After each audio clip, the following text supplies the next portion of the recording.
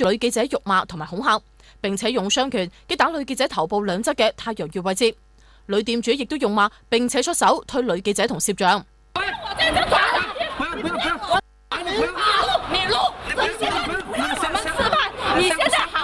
你現在影響我做生意，不要搞示範，你錄。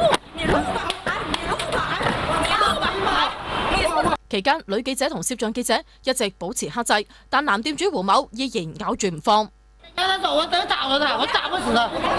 即係一直講粗口咯，然後又搏命影我哋相，話咩？你如果呢條新聞你播出去嘅話，我哋聽日就揾人先奸後殺。一大巴掌響我太陽穴呢邊冚過嚟，然之後我眼鏡跌咗落塊地，連個攝像機嘅機頭蓋都跌咗落塊地。60幾歲嘅報料人黃伯為咗保護女記者，亦都被男女店主圍攻。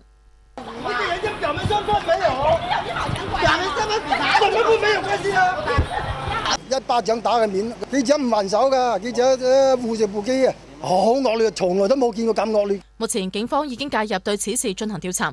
有律師表示，胡某打人已經觸犯咗治安管理條例，應該處以治安拘留。如果被打者構成輕傷，打人者則觸犯咗刑法，應予以刑事拘留並被起訴。